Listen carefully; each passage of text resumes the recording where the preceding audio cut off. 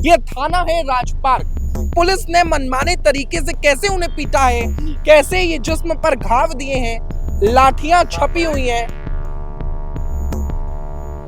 हमें रोक के हमें पीटा गया, ना कोई हमसे कोई सवाल ना कोई जवाब, ना हमसे ये पूछा गया कि आपने क्या गलती, कुछ नहीं, बस रोक के गाड़ी हमारी लठ बरसा दी है। कौन वो पुलिस वाले थे? करमवीर कांस्टेबल है इस थाने का। हम सुबह से यहाँ पर खड़े हुए हैं, कोई जवाब नहीं है। देके निकाला था थाने से कि बाहर चल, बाहर निकल, बाहर खड़ी हो, बाहर खड़े हो। मतलब हद कर दी है।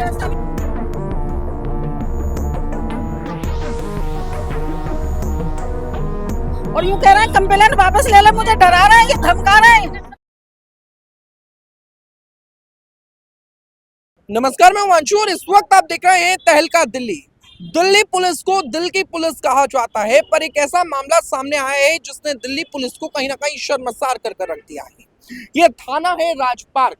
राजपार्क थाने के बाहर ये जनता खड़ी है और जनता बता रही है कि पुलिस ने मनमाने तरीके से कैसे उन्हें पीटा है, कैसे ये जिस्म पर घाव दिए हैं। ये घाव आप देखिए, कितने ज्यादा घाव है, लाठियां छपी हुई हैं। इतना ज्यादा पीटा गया है, इतना तो जानवर को भी नहीं पीटा जाता। और ऐसी क्या दिक्कत हो गई थी पुलिस को, और कौन वो पुलिस वाले हैं जिन्होंने पीटा है, जानने की कोशिश करते हैं। क्या नाम है आपका? आदिल। किसने मारा है आपको? नाम नहीं पता आपको? क्यों मारा?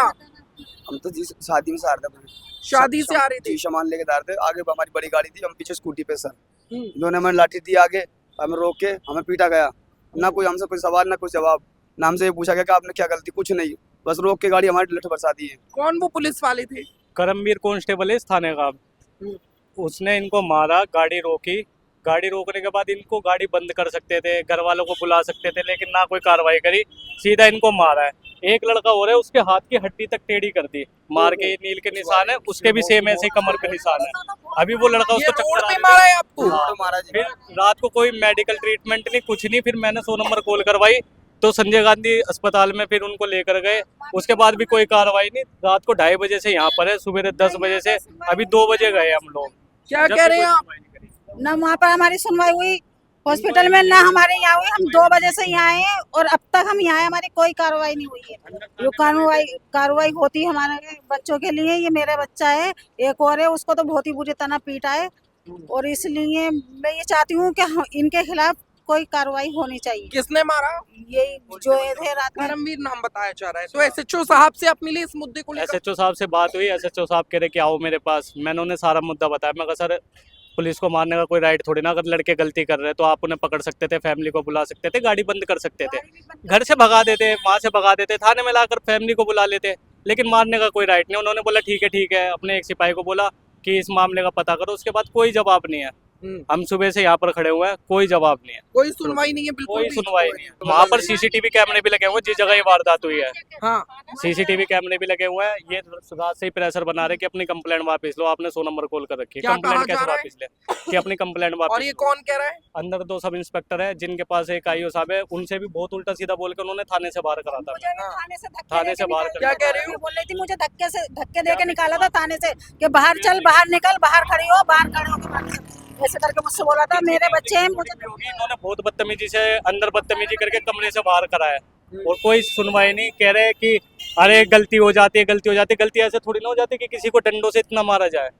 अकेला कमाने वाले इस लड़के के माँ बाप भी नहीं है। 2 बेटी है मेरी 2 बेटी है, उनको कौन खिलाएगा माँ के? अगर मैं हफ्ता 10 दिन बैठता हूँ तो मेरी कितनी टीबी की मरीज है, MDR की मरीज है जी मेरी। मैं अब आप बताओ, अगर मेरी वाइफ को इतनी बीमारी है, मेरे 2 बच्चे हैं, तो अगर इन्होंने मारा मेरे को कौन बच्चों को कौन खिलाएगा जी? जला पड़ा है, कामयाब नहीं किसी चीज से, फिर भी इसको इतना मारा गया। ये तो बहुत ही बेरहमी से पीटा गया है। मतलब दूसरे वाले को ऐसा क्या हो गया था कि इतना ज्यादा मारा गया है? ऐसा क्या कर दिया था आपने? कुछ नहीं करा था सर, हमने हमारा अपने घर से पार्टी से जा रहे थे अपना सामान लेके, आगे हमारी बड़ी मैजिक में सामान जा रहा था, हम स्कूटी पे थे, गलती कोई खता नहीं थी। इन्होंने बेवजह लाठी से रोका गया और हमारे पे लाठी चार्ज करा गई। कोई सवाल जवाब हमसे नहीं करा गया। बाकी इनके खिलाफ कैमरे लग रहे हैं, आपकी वीडियो निकलवा सकते हो जहाँ इन्होंने हमको मारा है। भाई मैं बीमार रहती हूँ, MDR की मरीज हूँ। मेरी 2 छोटी छोटी बेटियां, इतना बेरहमी से इनको मारा है। कोई आपको भी पीटा गया है? दिखाना। अरे बहुत मारा है, इसका टेढ़ा भी, टेढ़ा का टेढ़ा ही है। मतलब हद कर दी है। इतना ज्यादा आखिर क्यों मारा गया है? बहुत। मारे गए। ओहो, ये नील के निशान है। लाइट की वजह से वैसे लग रहे हैं। मतलब बहुत पीटा गया है, पूरा की पूरा हाथ टेढ़ा हो गया है। ये देखो पूरा की पूरा सूजन आया हुआ है हाथ पे। और अपनी भी कमर दिखाओ, इनकी पूरी कमर ठोक डाली। और मतलब बहुत ही शर्म की बात है। से मार रहे हैं, इतनी बेरहमी से मारा है, बहुत बेरहमी से मारा है। ये गूंगा बेरा है, इसका ये डंडे मारे थे हाथ में। अपाहिज ये है, रास्ते ये मतलब बोल नहीं पाता, ना बोलता न बोलता है, ये न सुनता है न बोलता है। बताओ, एक ही लड़का है उसका, हमारी बहन का क्या करें उसे इतना। किसी को भी मेरे मारा, मेरा तो कोई घर में काम करने वाला भी नहीं है, इतनी बुरी तरह। और कोई भी सुनवाई नहीं कर रहा है ये। और यूं कह रहे हैं कंप्लेंट वापस ले ले, मुझे डरा रहा है, ये धमका रहे हैं। इनको कानून ने वर्दी इसलिए दी है कि ये हमारे ही नहीं है, हमारे बच्चों को मारे। ऐसा थोड़ी नहीं होता है कोई। इनके लिए इतनी बुरी तरह मारते हैं, इतनी बेरहमी से कि इनके बच्चों के साथ होगा तब इनको पता चलेगा, जैसे मेरे बच्चों के साथ हुआ है। मुझे इंसाफ चाहिए, इंसाफ। नदीम भाई, तो देखिए यहाँ पर ये पूरा की पूरा मामला है। हाँ जी।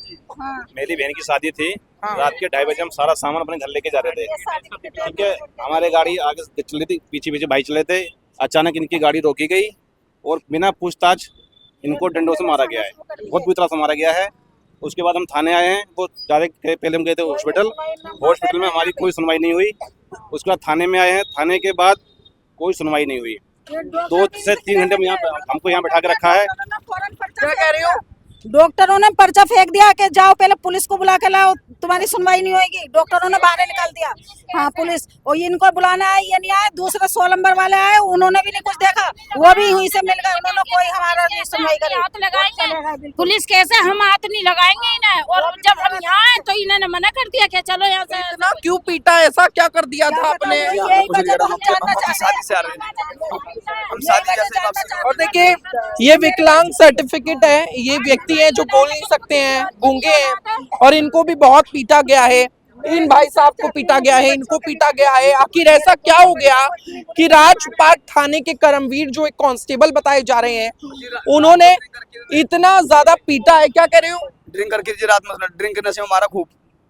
शराब के नशे में पीटा था? हाँ जी, शराब के नशे में मारा उसने हमको।